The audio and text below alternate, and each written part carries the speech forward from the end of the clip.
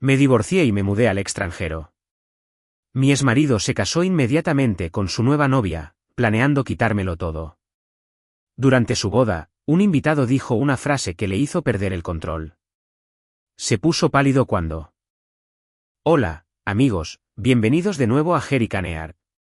Imaginen hacer las maletas y encontrar un viejo disco duro que envía a su exmarido a una prisión federal. Esta venganza va a ser brutal. Y, por supuesto, cambiaré mi voz a una profesional para no molestarles con mi acento. Veamos. Estaba sentada en mi terraza en Portugal, viendo el océano Atlántico volverse dorado con la puesta de sol cuando mi teléfono vibró. Una foto de alguien a quien solía llamar amiga. Mi exmarido, Wesley, con un smoking perfectamente hecho a medida, con su brazo alrededor de una mujer de la mitad de mi edad, vestida con un traje blanco de diseñador. El pie de foto decía, se ven tan felices juntos. Sonreí, no de dolor, no de amargura. Sonreí porque sabía algo que Wesley aún no sabía. En exactamente 3 semanas, su nueva vida perfecta se desmoronaría como un castillo de arena con la marea alta. Pero para entender por qué sonreía esa tarde, necesito llevarlos de vuelta a donde todo comenzó. Mi nombre es Shelby Dale. Tengo 32 años y hace 4 años cometí el error de confiarle toda mi vida al hombre equivocado. Conocí a Wesley Parao cuando yo tenía 23 años. Él tenía 29, era encantador, ambicioso y lleno de grandes sueños sobre fundar su propia firma de consultoría inmobiliaria. Yo era una analista financiera junior en una respetada firma de Boston, buena con los números, aún mejor con los detalles. Wesley vio potencial en mí. O quizás solo vio a alguien dispuesta a trabajar gratis. 6 meses después de empezar a salir, me propuso matrimonio. 6 meses después de eso, dejé mi trabajo para ayudarle a construir Parao & Associates desde cero. Mi madre dijo que estaba loca. Mirando hacia atrás, probablemente tenía razón. Pero el amor nos hace hacer cosas que la lógica nunca haría. Durante 7 años, fui lo que podría llamarse la directora de todo. Me encargaba de toda la contabilidad, gestionaba las relaciones con los clientes, procesaba contratos, perseguía facturas, organizaba archivos y mantenía toda la operación funcionando sin problemas. Mientras Wesley interpretaba el papel del fundador visionario, él era la cara de la empresa. Yo era, aparentemente, la columna vertebral invisible que nadie necesitaba reconocer. Wesley siempre se refería a mi trabajo como la parte aburrida del negocio, las cosas poco atractivas, el ruido de fondo. Él era quien cerraba tratos, estrechaba manos en eventos de networking, llevaba a los clientes a cenas caras. Yo era la que se aseguraba de que esos tratos fueran realmente rentables y que esas cenas pudieran deducirse correctamente. Contratamos a más gente a medida que el negocio crecía. Connor Aldridge se unió como socio junior, encargándose de parte de las ventas con Wesley.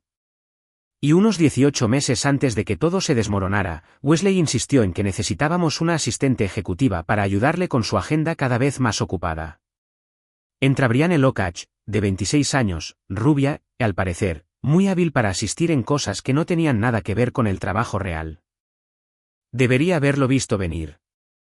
Las noches hasta tarde en la oficina, los viajes de negocios que se alargaban, la forma en que Wesley de repente volvió a preocuparse por su apariencia después de años de cómoda pereza matrimonial.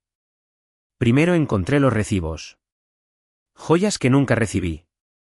Cargos de hotel en nuestra propia ciudad, lo que no tenía sentido para un hombre que vivía a 15 minutos de su oficina. Cuentas de restaurantes por cenas románticas en noches en las que me dijo que se reunía con clientes. La evidencia estaba por todas partes una vez que empecé a buscar. Cuando lo confronté, Wesley ni siquiera tuvo la decencia de parecer avergonzado. Me dijo, en el mismo tono que podría usar para discutir las proyecciones trimestrales, que quería el divorcio. Dijo que habíamos crecido en direcciones diferentes. Dijo que esto era lo mejor para ambos. Actuó como si me estuviera haciendo un favor al ser finalmente honesto. Los papeles se presentaron en una semana. Y fue entonces cuando me enteré de que el hombre con el que había pasado casi una década construyendo una vida se había estado preparando para este momento mucho más tiempo de lo que yo imaginaba. El día después de que solicitó el divorcio, intenté iniciar sesión en los sistemas de nuestra empresa para acceder a algunos archivos personales. Acceso denegado. cada una de las contraseñas había sido cambiada de la noche a la mañana. Mi correo electrónico, nuestro almacenamiento en la nube, el software de contabilidad que yo misma había configurado y mantenido durante 7 años. Todo bloqueado. Cuando llamé a Wesley para preguntar qué estaba pasando, dijo que su abogado le aconsejó asegurar todos los activos comerciales durante el proceso de divorcio.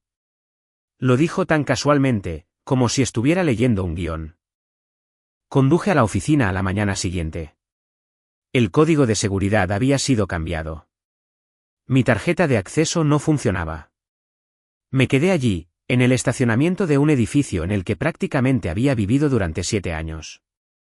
Y ni siquiera podía pasar por la puerta principal. Pero Wesley no estaba trabajando solo para destruirme. Su madre, Gloria, siempre me había tratado como si no fuera lo suficientemente buena para su precioso hijo. Ahora, tenía la oportunidad perfecta para demostrarlo. A los pocos días de la solicitud de divorcio, Gloria comenzó a hacer llamadas a nuestros amigos, a nuestros vecinos, a cualquiera que quisiera escuchar. Expresó una profunda preocupación por mi estado mental. Le preocupaba que no estuviera manejando bien la separación. Sugirió, a su manera dulce y venenosa, que quizás Shelby siempre había sido un poco difícil y que tal vez todo esto era para mejor. La campaña de rumores funcionó más rápido de lo que podría haber imaginado. Los amigos dejaron de devolver mis llamadas. Las invitaciones a eventos sociales se agotaron. Me convertí en la exesposa loca antes de que el divorcio siquiera finalizara. Wesley contrató a Harold Payton, uno de los abogados de divorcios más agresivos de Boston. El tipo de abogado que trata los procedimientos de divorcio como una guerra y cobra por hora mientras lo hace. Yo no podía permitirme a nadie de su categoría. Encontré un abogado local decente que parecía comprensivo, pero que claramente estaba en desventaja. La primera oferta de acuerdo llegó como una bofetada en la cara. La declaración financiera de Wesley afirmaba que el negocio valía una fracción de lo que yo sabía que generaba. Sus activos personales eran misteriosamente mínimos. Las inversiones inmobiliarias que habíamos hecho juntos no se mencionaban o estaban drásticamente infravaloradas. La casa en Portugal que habíamos comprado hacía 6 años a través de una de sus estructuras de sociedad de responsabilidad limitada, no aparecía en la lista. Sabía que estaba mintiendo. Yo había procesado esos números durante años. Sabía qué contratos habíamos firmado, qué tratos se habían cerrado, qué dinero se había movido a través de nuestras cuentas. Pero saber algo y probarlo en un tribunal son cosas muy diferentes. Y Wesley se había asegurado de que yo no pudiera probar nada en absoluto. Antes de continuar, si están disfrutando de esta historia, por favor, pulsen ese botón de suscripción y díganme en los comentarios desde dónde están viendo y qué hora es allí ahora mismo. Leo cada uno de los comentarios, y su apoyo significa más para mí de lo que imaginan. Ahora, volvamos a mi historia. La oferta de acuerdo de Wesley era tan insultantemente baja que calculé que probablemente podría ganar más dinero vendiendo mi colección de tazas de café motivacionales que había acumulado durante 7 años tratando de mantenerme positiva en esa oficina. Al menos esas tenían valor sentimental. Su oferta no tenía nada más que desprecio. Su abogado, Harold, enviaba carta tras carta, cada una más agresiva que la anterior. Exigían respuestas rápidas. Establecían plazos arbitrarios. Amenazaban con alargar los procedimientos durante años si no cooperaba. El mensaje era claro: firma ahora y vete con las migajas o lucha y pierde todo en honorarios legales. Intenté explicarle a mi abogado que los números que Wesley presentó eran fraudulentos. Que había empresas enteras que faltaban en su declaración, que solo la propiedad portuguesa valía más que toda su lista de activos declarados. Mi abogado asintió con simpatía y preguntó si tenía documentación para probar algo de esto. No la tenía. Todo estaba bloqueado en sistemas a los que ya no podía acceder, en una oficina a la que ya no podía entrar, controlada por un hombre que había pasado meses preparándose para exactamente este momento. La peor parte no fue la traición de Wesley. Ya había comenzado a procesar eso. La peor parte fue ver a todos los demás tomar partido. Y de alguna manera, todos eligieron el suyo. Meredith había sido mi amiga más cercana durante 15 años.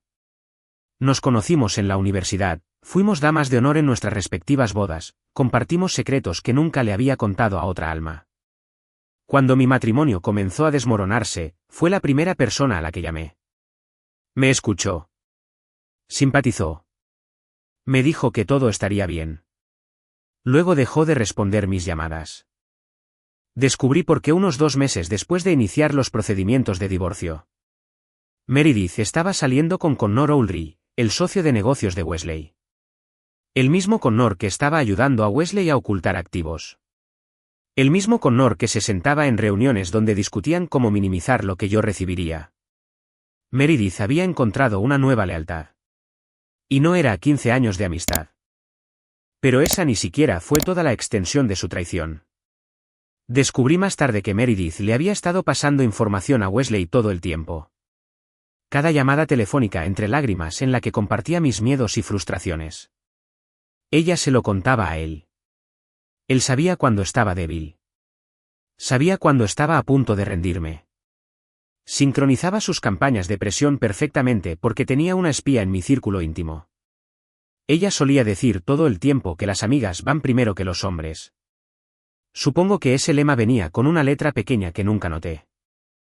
La campaña de rumores de Gloria continuó extendiéndose. Me encontré con una mujer que conocía desde hacía años en el supermercado y me miró con tanta lástima que quise desaparecer.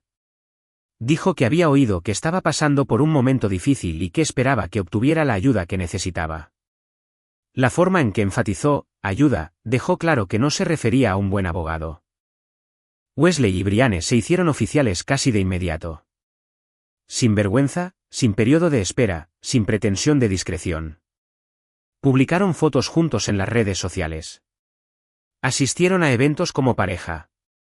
Él la presentaba a los clientes como su socia, usando la palabra exacta que nunca había usado para describirme, a pesar de mis años de verdadera sociedad en la construcción de su negocio.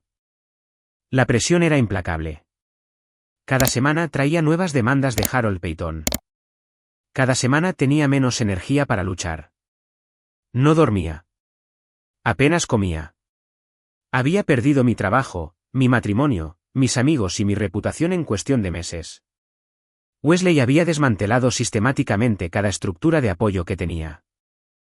Mi abogado comenzó a sugerir amablemente que tal vez debería considerar aceptar un acuerdo, incluso uno injusto. Señaló que el litigio podría llevar años, que los honorarios legales consumirían lo que sea que pudiera ganar eventualmente.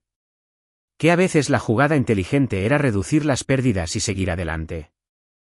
Aguanté durante 4 meses. 4 meses de presión constante, aislamiento social, estrés financiero y agotamiento emocional. 4 meses viendo a Wesley vivir su mejor vida mientras yo luchaba por levantarme de la cama la mayoría de las mañanas. Y luego, una tarde gris de martes, me rompí. Firmé el acuerdo. Acepté irme con casi nada de 7 años de matrimonio y 7 años de construir un negocio que no existiría sin mí. Me dije a mí misma que estaba eligiendo la paz.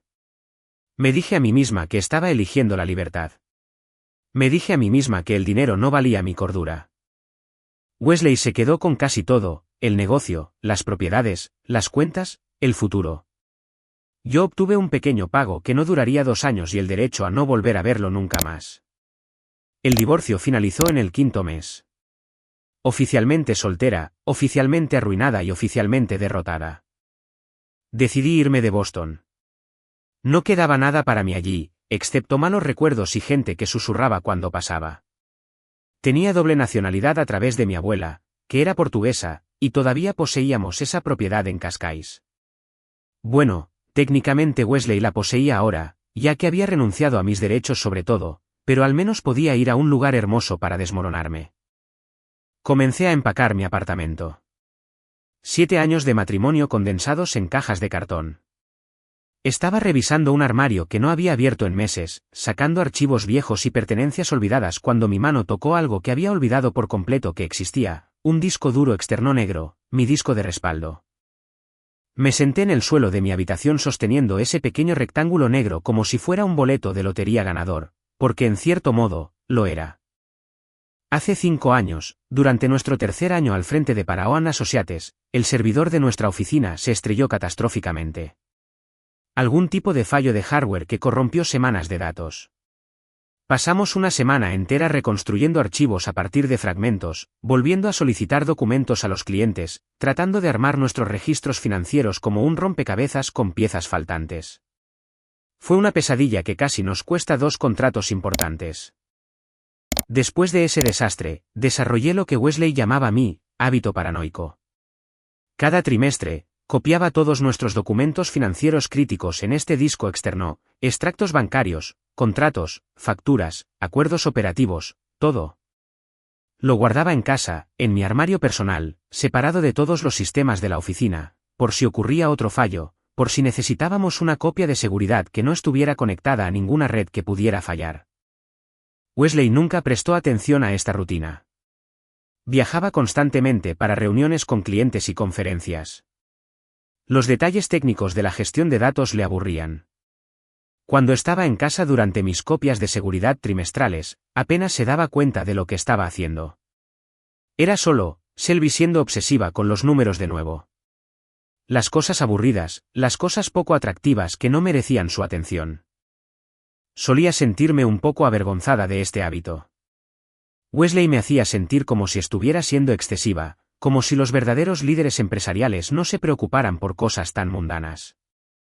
Ahora sostenía 5 años de copias de seguridad meticulosas que él no tenía ni idea de que existían.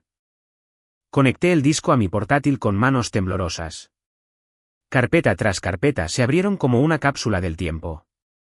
Extractos bancarios de cuentas que Wesley afirmaba que apenas existían. Contratos que mostraban ingresos que él había reportado como la mitad de su valor real. Acuerdos operativos de sociedades de responsabilidad limitada que le había dicho al tribunal que no poseía. Y ahí estaba, el acuerdo operativo de Coastal Venture Holdings, la sociedad de responsabilidad limitada que habíamos utilizado para comprar la propiedad en Portugal hacía 6 años. Nuestros 2 nombres figuraban claramente como miembros al 50%.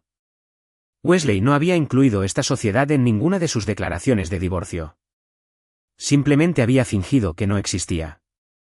Pero eso no era todo. Encontré documentos de otra sociedad de la que casi me había olvidado, para O Family Trust, registrada unas 8 semanas antes de que Wesley solicitara el divorcio. El agente registrado era Gloria Paraó, su madre. Yo misma había procesado el papeleo inicial en ese entonces, sin pensar mucho en ello. Wesley dijo que era para fines de planificación patrimonial. Ahora entendía su verdadero propósito, ocultarme dinero antes del divorcio. Comencé a comparar números. Saqué la declaración financiera que Wesley había presentado al tribunal y la puse junto a los extractos bancarios reales de mi copia de seguridad. Las diferencias eran asombrosas.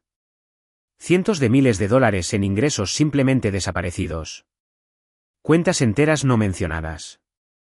Su declaración era ficción disfrazada de hecho.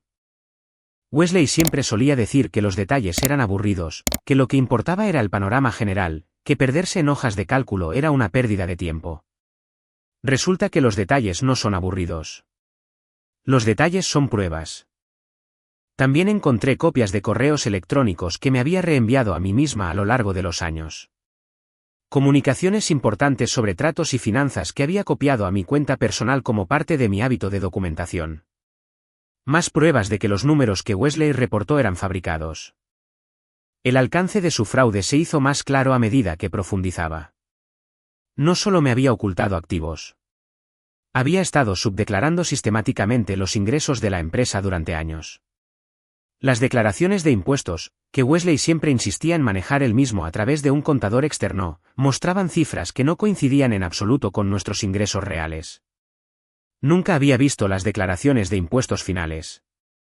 Wesley siempre decía que él se encargaría de esa parte, que era más fácil si trataba directamente con el contable. Confié en él. Estaba ocupada con las operaciones del día a día.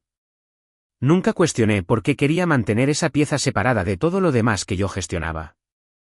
Ahora lo entendía. Lo mantenía separado porque estaba cometiendo fraude fiscal y necesitaba asegurarse de que yo nunca viera los números manipulados. Me senté rodeada de papeles y archivos hasta las 3 de la mañana, mi café enfriándose a mi lado, armando el panorama completo del engaño de mi marido. Esto no se trataba solo de engañarme con Brianne. No se trataba solo de ocultar activos durante nuestro divorcio. Wesley había estado llevando a cabo un fraude financiero durante años, y había utilizado mi confianza para mantenerme ciega a ello. A la mañana siguiente, después de aproximadamente 2 horas de sueño, comencé a investigar la ley de divorcio de Massachusetts.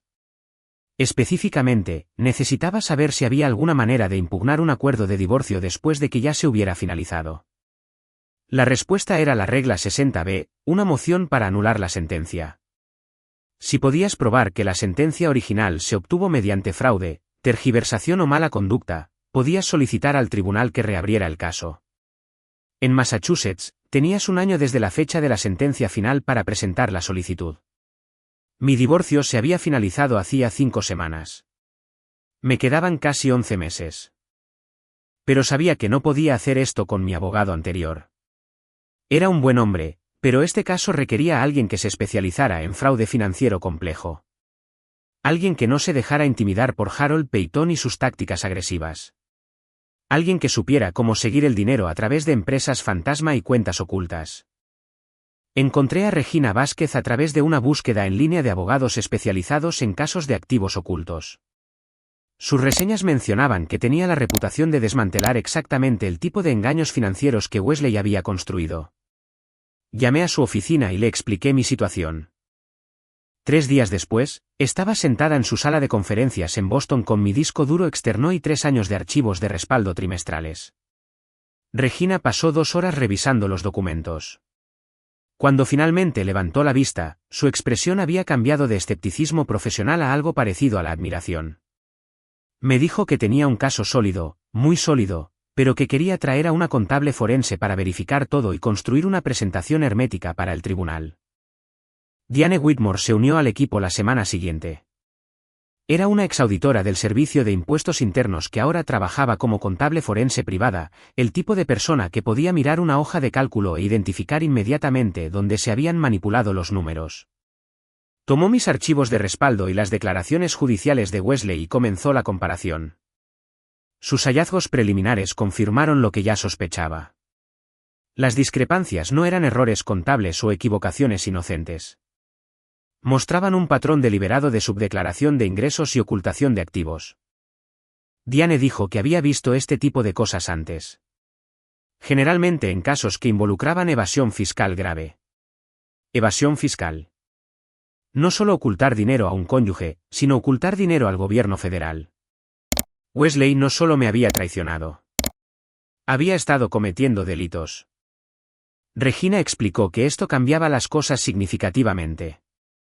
Si el tribunal encontraba pruebas de fraude fiscal durante los procedimientos de divorcio, estaban legalmente obligados a informarlo al Servicio de Impuestos Internos. Esto no era opcional. Era la ley. Le pregunté qué pasaría si el Servicio de Impuestos Internos se involucraba.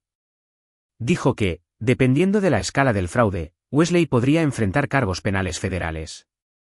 Evasión fiscal, fraude electrónico, perjurio por mentir bajo juramento en documentos judiciales.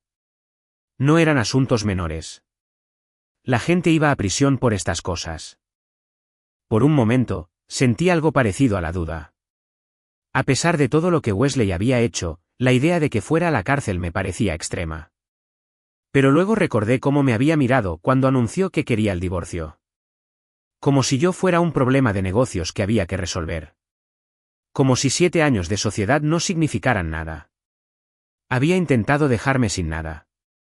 Había mentido bajo juramento. Había ocultado dinero que legalmente era la mitad mío. Había enviado a su madre a destruir mi reputación. Había convertido a mi mejor amiga en una espía. No iba a sentirme culpable por decir la verdad. Regina me hizo una pregunta antes de proceder. Me preguntó si estaba segura de que quería hacer esto, sabiendo que podría tener graves consecuencias para Wesley. Le dije que no quería venganza. Quería lo que era mío. Si había consecuencias por sus crímenes más allá de eso, esas eran consecuencias que él mismo se había creado. Teníamos un caso. Ahora, necesitábamos un plan. Regina Vázquez no era solo una buena abogada. Era una estratega. Y lo primero que me dijo fue que teníamos que ser inteligentes con el tiempo.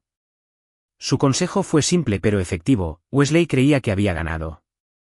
Pensaba que yo había aceptado la derrota y estaba huyendo a Europa para lamer mis heridas. Esa creencia era nuestra mayor arma. En el momento en que se enterara de que estaba contraatacando, se pondría a la defensiva. Ocultaría más activos, destruiría documentos, prepararía contraargumentos. Necesitábamos construir todo nuestro caso antes de que él tuviera la menor idea de que existía.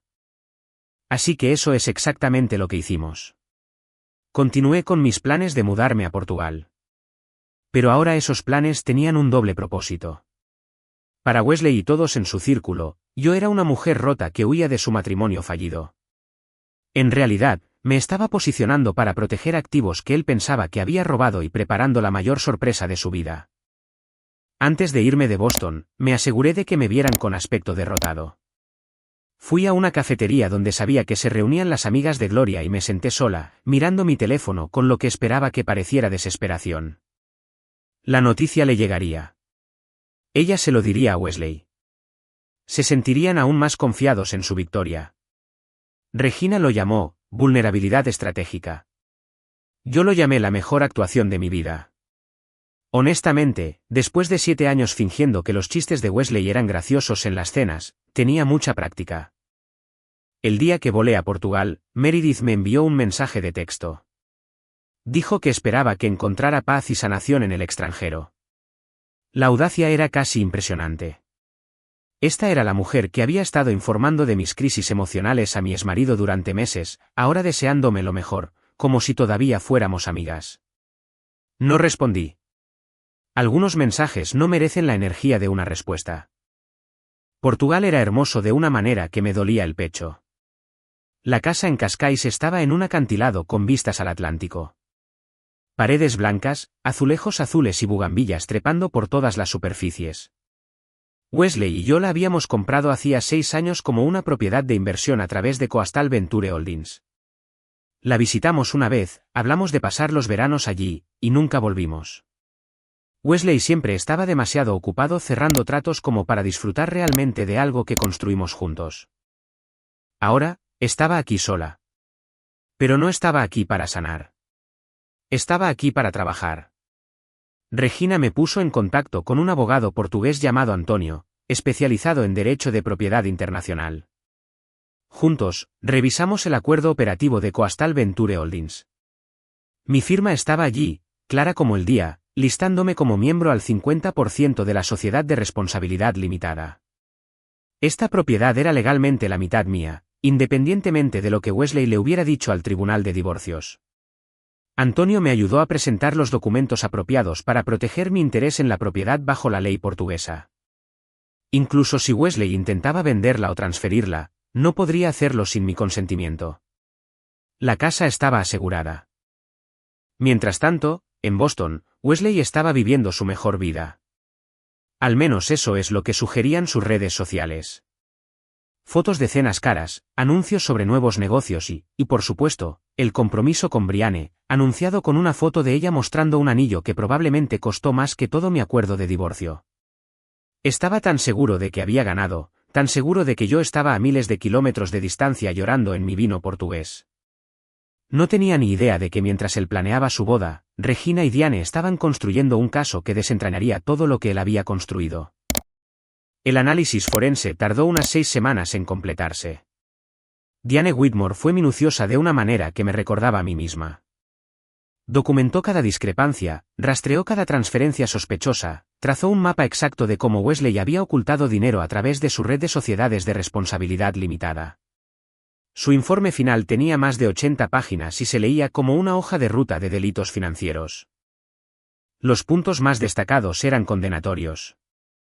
Wesley había subdeclarado los ingresos del negocio en aproximadamente $400.000 durante 4 años. Había transferido $150.000 al Parao Family Trust, controlado por Gloria, en las semanas previas a solicitar el divorcio. Le había pagado a Brianne más de $70.000 en honorarios de consultoría por un trabajo que nunca realizó, que luego dedujo como gastos comerciales para reducir sus impuestos.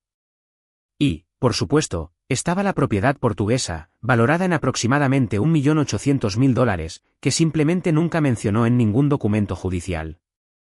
Perjurio, evasión fiscal, fraude electrónico. No se trataba de violaciones técnicas o errores de papeleo. Eran delitos federales con graves penas de prisión. Regina preparó la moción para anular la sentencia con un cuidado meticuloso. Cada afirmación estaba respaldada por documentación.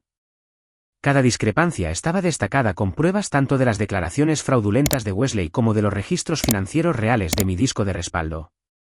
Era, como ella dijo, un caso hermético. Ahora solo necesitábamos decidir cuándo presentarlo. La boda de Wesley estaba programada para finales del sexto mes. Una gran celebración en un lugar caro a las afueras de Boston. 200 invitados, todo de diseñador. El tipo de evento diseñado para anunciar al mundo que Wesley Parao había alcanzado el éxito y la felicidad. No tenía un acuerdo prenupcial con Brianne. ¿Por qué lo tendría? En su mente, ya había protegido sus activos ocultándolos de mí. Se casaba con una mujer que creía que él era rico y generoso, sin darse cuenta de que su riqueza se basaba en el fraude y su generosidad se financiaba con dinero que legalmente pertenecía a otra persona. Regina sugirió que esperáramos hasta después de la boda para presentar la moción. No por crueldad, sino por estrategia. Una vez que Wesley estuviera casado con Brianne sin un acuerdo prenupcial, su situación legal se complicaría significativamente. Cualquier activo descubierto durante nuestro caso ahora involucraría potencialmente también los intereses de su nueva esposa. Creaba puntos de presión adicionales. Acepté esperar. Algunos podrían llamar a eso mezquino. Prefiero pensar en ello como una sincronización poética. Si todavía están conmigo en esta historia, quiero tomar un momento rápido para darles las gracias. Si aún no se han suscrito, por favor, consideren pulsar ese botón. Me ayuda a seguir compartiendo historias como esta, y realmente aprecio a cada persona que apoya este canal. Bien, ahora déjenme contarles lo que sucedió después. La boda tuvo lugar un sábado a finales de octubre. Vi fotos en línea porque varios conocidos en común aún no habían descubierto cómo ajustar su configuración de privacidad. Wesley se veía engreído en su smoking. Brianne lucía radiante en su vestido de diseñador. Gloria fue fotografiada llorando lágrimas de felicidad en primera fila, viendo finalmente a su hijo casarse con alguien que ella aprobaba. Bailaron. Cortaron el pastel. Dieron discursos sobre nuevos comienzos y encontrar el amor verdadero.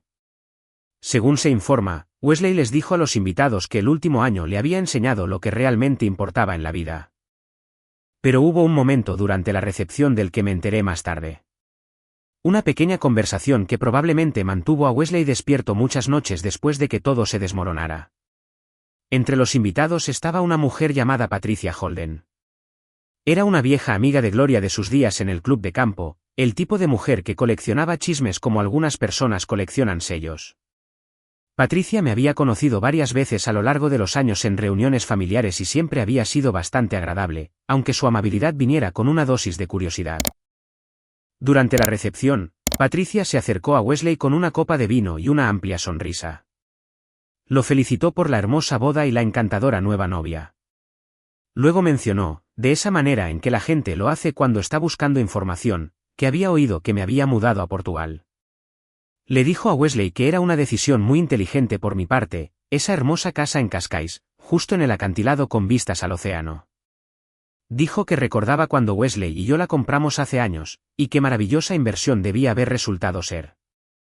Los precios de las propiedades en esa zona se habían disparado. Le preguntó a Wesley si había sido difícil dejarme quedarme con un lugar tan valioso en el divorcio. Según alguien que presenció este intercambio, el color desapareció del rostro de Wesley por una fracción de segundo. Su copa de champán se detuvo a medio camino de sus labios. Su sonrisa se volvió algo fija y antinatural. Brianne, de pie a su lado, parecía confundida. Preguntó qué casa en Portugal. Era evidente por su expresión que era la primera vez que oía hablar de alguna propiedad en el extranjero. Wesley se recuperó rápidamente. Le dijo a Brianne que era solo una vieja propiedad de inversión, nada significativo, apenas digno de mención. Le dijo a Patricia que el acuerdo de divorcio había sido muy justo y que no me deseaba más que lo mejor en mi nueva vida en el extranjero. Su voz era firme, pero sus ojos habían cambiado. Patricia siguió adelante para esparcir su curiosidad en otra parte, probablemente sin siquiera darse cuenta de lo que había provocado. Pero Wesley se quedó allí por un largo momento después de que ella se fuera, mirando a la nada. Esa casa en Cascais valía casi $2 millones y Wesley no la había incluido en ninguna parte de sus declaraciones de divorcio. Simplemente había fingido que no existía, asumiendo que yo la había olvidado o que no entendía la estructura de propiedad a través de la sociedad de responsabilidad limitada. Ahora su nueva esposa estaba haciendo preguntas. Ahora una amiga chismosa de su madre sabía de la propiedad. Ahora tenía que preguntarse quién más lo recordaba, quién más podría mencionarlo, quién más podría empezar a atar cabos. Se dijo a sí mismo que todo estaba bien. El divorcio estaba finalizado. Yo lo había firmado todo. Incluso si la gente sabía de la casa, era demasiado tarde para que yo hiciera algo al respecto. El proceso legal había terminado. No tenía ni idea de que, en ese mismo momento, esa casa ya estaba protegida por documentos legales que yo había presentado en Portugal. No tenía ni idea de que los documentos de la sociedad que probaban mi propiedad del 50% estaban en la oficina de mi abogada en Boston. No tenía ni idea de que el reloj ya estaba corriendo en contra de sus mentiras cuidadosamente construidas. Wesley terminó su champán, besó a su nueva esposa y pasó el resto de la noche fingiendo que la inocente pregunta de Patricia Holden no lo había sacudido hasta la médula. Gastó unos $40.000 en esa boda para impresionar a gente que estaría leyendo sobre su acusación federal en menos de 2 años. Si eso no es ironía, no sé qué es. Pasé ese sábado en mi terraza en Portugal, viendo los barcos de pesca regresar con la captura de la tarde y bebiendo un vino local muy bueno. Mi teléfono vibraba ocasionalmente con fotos del evento. Cada una me hacía sonreír un poco más. El lunes por la mañana, Regina presentó la moción para anular la sentencia ante el Tribunal de Familia y Sucesiones de Massachusetts. Las 86 páginas de pruebas, toda la documentación de activos ocultos y declaraciones fraudulentas. Todo lo que Wesley pensaba que estaba enterrado para siempre. El tribunal procesó la presentación esa misma tarde. Wesley recibiría una notificación oficial en el plazo de una semana. Actualmente estaba de luna de miel en las Maldivas, publicando fotos de bungalows sobre el agua y cenas al atardecer, completamente inconsciente de que toda su vida financiera estaba a punto de ser abierta y examinada por personas que eran muy buenas encontrando cosas que debían permanecer ocultas. Terminé mi vino y observé las estrellas aparecer sobre el Atlántico. En algún lugar al otro lado del mundo, Wesley probablemente estaba brindando por su futuro con su nueva esposa. No tenía ni idea de que ese futuro tenía fecha de caducidad. Wesley y Brianne regresaron de su luna de miel un jueves. Lo sé porque Regina había estado monitoreando la situación y manteniéndome informada. Regresó a su vida esperando que todo estuviera exactamente como lo dejó, un negocio exitoso, una nueva esposa, una exesposa derrotada y exiliada de forma segura en Europa. El sobre le esperaba en su buzón. Correspondencia legal estándar del Tribunal de Familia y Sucesiones de Massachusetts, el tipo de sobre que la mayoría de la gente abriría sin mucha preocupación. Wesley probablemente asumió que era papeleo de rutina, tal vez algo sobre la finalización de cambios de nombre o la actualización de registros. En cambio, se encontró leyendo una moción para anular la sentencia presentada por su exesposa por motivos de fraude, tergiversación y mala conducta. Se adjuntaban 86 páginas de pruebas que documentaban cada mentira que le había dicho al tribunal, cada activo que había ocultado, cada dólar que había intentado robar de nuestro matrimonio. Hubiera pagado un buen dinero por ver su cara en ese momento. Según lo que Regina supo más tarde por los procedimientos judiciales, el color desapareció de su rostro tan completamente que Brianne le preguntó si estaba teniendo un ataque al corazón. Dado lo que esos documentos significaban para su futuro, un ataque al corazón podría haber sido la opción más fácil. Su primera llamada fue a Harold Peyton, el agresivo abogado de divorcios que había estado tan seguro de aplastarme en los procedimientos originales. Aparentemente, Harold se quedó muy callado cuando Wesley describió el contenido de la presentación. El tipo de silencio que se produce cuando un abogado se da cuenta de que su cliente le ha estado mintiendo y que esas mentiras ahora están documentadas con un detalle insoportable. La pregunta que seguía surgiendo era la misma que Wesley debía estar gritando internamente: ¿cómo consiguió ella estos documentos? Y de repente, la inocente pregunta de Patricia Holden en su boda cobró un sentido terrible. La casa en Cascais, la propiedad que había ocultado. Shelby no la había olvidado en absoluto. La había estado protegiendo mientras él estaba ocupado celebrando su victoria. Había sido tan cuidadoso. Me había bloqueado el acceso a todos los sistemas. Había cambiado todas las contraseñas. Me había bloqueado físicamente el acceso a la oficina.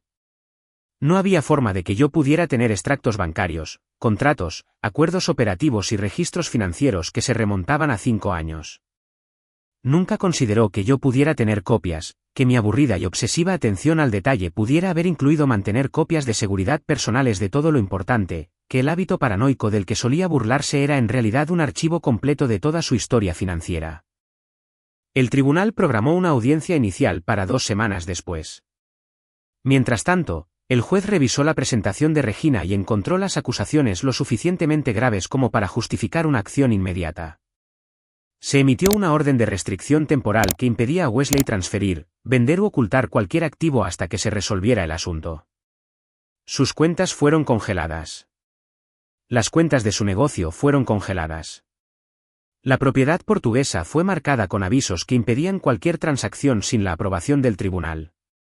Wesley pasó de estar de luna de miel en las Maldivas a tener cada dólar que poseía bloqueado por orden judicial en un lapso de aproximadamente 72 horas. A eso lo llamo un sistema legal eficiente. La audiencia fue todo lo que Regina había prometido. Presentó las pruebas metódicamente, guiando al juez a través de cada discrepancia entre las declaraciones juradas de Wesley y los registros financieros reales. Diane Whitmore testificó como testigo experta, explicando en términos claros cómo se habían manipulado los números y qué patrones indicaban un fraude deliberado en lugar de un error inocente. El abogado de Wesley intentó argumentar que algunas de las discrepancias eran errores contables, que las valoraciones de las propiedades eran subjetivas, que mis archivos de respaldo podrían haber sido alterados. Pero los documentos tenían fecha y hora, los extractos bancarios eran verificables con los bancos reales, los acuerdos operativos estaban registrados en el Estado y podían confirmarse de forma independiente. No había margen de maniobra. Wesley había mentido bajo juramento y ahora había pruebas. El juez concedió mi moción. El acuerdo de divorcio original fue anulado. Se calcularía una nueva división de bienes, incluyendo todo lo que Wesley había ocultado. Dada la evidencia de fraude deliberado, el juez indicó que probablemente recibiría una porción significativamente mayor que una división estándar del 50%. Pero esa no fue la peor noticia para Wesley. Ni de cerca. Según la ley de Massachusetts, cuando un tribunal de familia descubre pruebas de posible fraude fiscal durante los procedimientos de divorcio, está obligado a informarlo al Servicio de Impuestos Internos. Esto no es discrecional. Es obligatorio. El juez no tuvo más remedio que remitir los hallazgos de la contable forense a las autoridades federales. En un mes, Wesley recibió una carta que hizo que la solicitud de divorcio pareciera un saludo amistoso. El Servicio de Impuestos Internos estaba abriendo una investigación formal sobre sus declaraciones de impuestos personales y comerciales de los últimos 6 años. Agentes federales llegaron a Paraoan Associates con una orden judicial. Confiscaron ordenadores, archivos, discos duros y registros financieros. Entrevistaron a los empleados. Solicitaron registros bancarios. Hicieron todas las cosas que hacen los investigadores federales cuando creen que alguien ha estado estafando sistemáticamente al gobierno por cientos de miles de dólares. Wesley intentó llamarme varias veces. Las llamadas fueron al buzón de voz. Envió correos electrónicos que nunca abrí. Incluso intentó contactarme a través de conocidos en común, pidiéndoles que me transmitieran mensajes rogándome que hablara con él. No tenía nada que decir. Todo lo que necesitaba decirse estaba en los documentos judiciales. Brianne, mientras tanto, estaba aprendiendo que el hombre rico y exitoso con el que se había casado no era exactamente lo que parecía. Las cuentas congeladas significaban no más cenas caras. Los registros comerciales confiscados significaban no más seguridades confiadas sobre el futuro. La inminente investigación federal significaba no más fingir que todo estaba bien. Empezó a hacer preguntas difíciles. Las respuestas de Wesley, aparentemente, se volvieron cada vez más vagas y defensivas.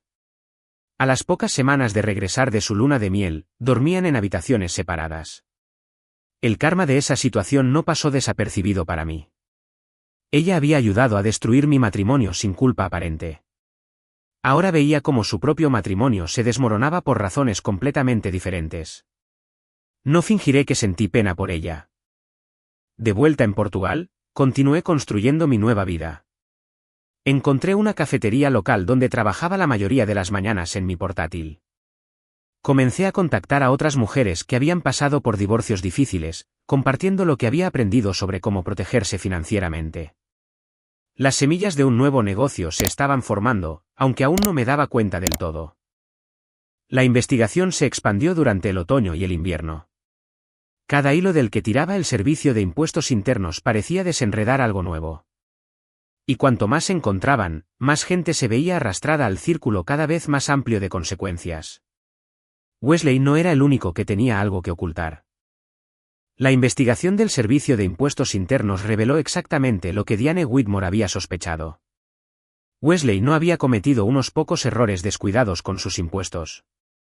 Había estado llevando a cabo un fraude sistemático durante años, subdeclarando ingresos, creando gastos falsos y ocultando dinero a través de una red de sociedades de responsabilidad limitada diseñadas específicamente para evitar la detección. Pero los investigadores federales son minuciosos. No solo miran al objetivo principal. Siguen cada hilo, entrevistan a cada parte conectada, examinan cada transacción sospechosa. Y en la red de engaños de Wesley, había varios hilos que conducían a otras personas que habían tomado decisiones muy malas. Gloria Parao fue la primera ficha de dominó en caer después de Wesley. La sociedad Parao Family Trust había recibido más de $150.000 en transferencias de las cuentas comerciales de Wesley en los meses previos al divorcio. Gloria era la agente registrada y única miembro.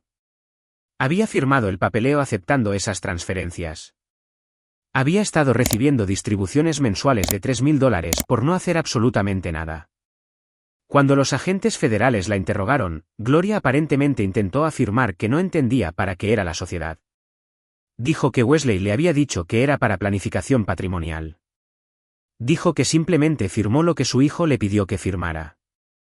Esa defensa podría haber funcionado si no hubiera estado depositando esos cheques mensuales en su cuenta personal durante más de un año, si no hubiera usado parte de ese dinero para financiar su estilo de vida, si no hubiera correos electrónicos donde Wesley le decía explícitamente que esto era para mantener el dinero alejado de mí durante el divorcio. Gloria Parao fue acusada de conspiración para cometer fraude fiscal y lavado de dinero. La elegante mujer que había pasado meses destruyendo mi reputación a través de llamadas susurradas ahora tenía que contratar a un abogado de defensa criminal y enfrentar la posibilidad de ir a prisión. La lealtad de Wesley a su familia resultó ser tan sólida como sus votos matrimoniales. Cuando quedó claro que cooperar con los investigadores podría reducir su propia sentencia, proporcionó pruebas contra su propia madre. Les dio los correos electrónicos, explicó el plan, la arrojó debajo del autobús sin dudarlo. No debería haberme sorprendido. Un hombre que traicionaría a su esposa de 7 años era ciertamente capaz de traicionar a cualquier otra persona cuando sus propios intereses estaban en juego. Brianne fue la siguiente. Esos pagos de consultoría que había recibido, por un total de más de $70.000, no solo eran éticamente cuestionables. Eran fraude fiscal. Wesley los había deducido como gastos comerciales, reduciendo su ingreso imponible. Brianne había aceptado el dinero sabiendo que en realidad no estaba prestando ningún servicio de consultoría. Había firmado facturas por un trabajo que nunca sucedió. A los 27 años, Brianne Lokach se encontró enfrentando cargos federales por fraude fiscal y presentación de documentos falsos. La vida glamurosa que había imaginado como la señora Wesley Parao fue reemplazada por reuniones con abogados de defensa criminal y la posibilidad muy real de ir a prisión. Solicitó la anulación antes de que el caso penal siquiera fuera a juicio. Alegó que el matrimonio se basaba en fraude y tergiversación, que Wesley le había ocultado su verdadera situación financiera y su exposición criminal. La anulación se concedió con relativa rapidez porque, irónicamente, Wesley no la impugnó. Tenía problemas más grandes que luchar por mantener a una esposa que ya no quería tener nada que ver con él. Connor Oldry, el socio de negocios de Wesley, enfrentó su propio ajuste de cuentas. Como propietario del 30% de Parao Associates, había sido al menos parcialmente consciente de la manipulación financiera que ocurría en la empresa. No había diseñado los esquemas, pero se había beneficiado de ellos y no los había denunciado. El abogado de Connor le dio una opción: cooperar plenamente con la investigación federal a cambio de un acuerdo de culpabilidad o ir a juicio junto a Wesley y arriesgarse a una pena de prisión grave. Connor eligió la cooperación. Proporcionó testimonio sobre cómo Wesley había dirigido el fraude financiero, cómo se tomaron las decisiones, qué sabía y cuándo lo supo. Su testimonio fue devastador para la defensa de Wesley. Es difícil afirmar que no sabías sobre crímenes financieros cuando tu propio socio de negocios está explicando exactamente cómo los orquestaste. Connor recibió 3 años de libertad condicional. Sin tiempo en prisión. Pero su carrera en la consultoría inmobiliaria había terminado. Sus licencias profesionales fueron revocadas. Su reputación fue destruida. Y su relación con Meredith, mi ex mejor amiga, terminó aproximadamente 2 semanas después de que aceptara testificar contra Wesley. Meredith me contactó después de que Connor la dejara. Envió un largo correo electrónico lleno de disculpas, explicaciones y solicitudes para hablar. Dijo que había cometido errores terribles. Dijo que había sido manipulada por Connor y Wesley. Dijo que esperaba que algún día pudiera perdonarla. Leí el correo electrónico una vez y luego lo borré. Algunas disculpas llegan demasiado tarde para importar, como cupones caducados. Técnicamente existen, pero no tienen valor. 15 años de amistad destruidos porque eligió a un hombre que conocía desde hacía unos meses en lugar de a la persona que había estado allí en todo momento. Eso no es algo que un correo electrónico de disculpa pueda arreglar. Los juicios tuvieron lugar durante el año siguiente. Cada acusado enfrentó sus cargos. Cada uno tomó sus decisiones sobre acuerdos de culpabilidad y cooperación. Las pruebas eran abrumadoras en todos los casos. Wesley Parao fue condenado por evasión fiscal en 4 cargos, perjurio por sus declaraciones falsas durante nuestros procedimientos de divorcio y fraude electrónico por usar el sistema bancario para facilitar sus esquemas. Su sentencia fue de 7 años en una prisión federal. Cumpliría un mínimo de 5 antes de ser elegible para la libertad condicional. Gloria Parao se declaró culpable de conspiración para cometer fraude fiscal y lavado de dinero. Fue sentenciada a 2 años en una prisión federal más 3 años de libertad condicional supervisada. A los 64 años, pasaría sus años dorados explicando a amigos y familiares por qué estaba tras las rejas en lugar de organizar partidas de bridge. Brianne Lokach se declaró culpable de fraude fiscal y presentación de documentos falsos. Recibió 18 meses en una prisión federal, más una orden de devolver todo el dinero que había recibido a través del falso acuerdo de consultoría, unos $80,000 que definitivamente ya no tenía. A los 27 años, saldría de prisión con antecedentes penales, una deuda significativa y un futuro muy diferente al que había imaginado cuando comenzó a coquetear con mi marido. El divorcio se recalculó basándose en la divulgación completa de todos los activos. La propiedad portuguesa me fue adjudicada en su totalidad porque Wesley había cometido fraude al ocultarla. Recibí mi parte justa del valor del negocio, las cuentas ocultas y una compensación por su mala conducta durante los procedimientos originales. El Servicio de Impuestos Internos también tomó su parte, por supuesto. Entre impuestos atrasados, multas e intereses, Wesley les debía más de $600,000. Su negocio fue vendido para pagar la deuda. Su coche de lujo fue vendido. Sus inversiones fueron liquidadas. El imperio que había construido, en gran parte sobre mi trabajo invisible y sus crímenes financieros, fue desmantelado pieza por pieza. Me quedé en Portugal durante todo el proceso. Observé desde mi terraza cómo se desarrollaban los procedimientos legales al otro lado del Atlántico. Construí una nueva vida en un lugar que había sido comprado en sociedad y que ahora era completamente mío. Comencé un pequeño negocio de consultoría ayudando a mujeres a protegerse en sociedades comerciales y procedimientos de divorcio. Enseñándoles las cosas que desearía que alguien me hubiera enseñado sobre la documentación, sobre la protección de tus intereses, sobre nunca asumir que la confianza por sí sola es suficiente. El negocio creció lenta pero constantemente. Las referencias llegaron de boca en boca de mujeres que habían oído mi historia. No soy rica. No estoy viviendo una fantasía de estilo de vida de venganza. Pero soy libre. Estoy en paz. Me despierto cada mañana en un lugar hermoso. Y no le debo nada a nadie. El dinero del acuerdo de divorcio está invertido con el cuidado suficiente para vivir cómodamente sin extravagancias. Tal como siempre manejé las finanzas, aburrido, detallado, sostenible. Wesley lleva actualmente unos 2 años de su sentencia. No sigo noticias sobre él. No lo visito. No envío cartas. Existe en algún lugar de mi pasado. Una lección que aprendí de la manera difícil sobre confiar tu vida a la persona equivocada.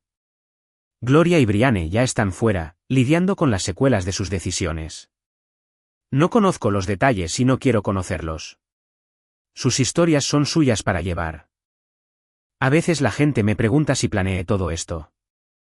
Si sabía desde el principio que los derribaría, si mi hábito del disco de respaldo era de alguna manera una estrategia a largo plazo contra un marido del que sospechaba que era capaz de traicionar.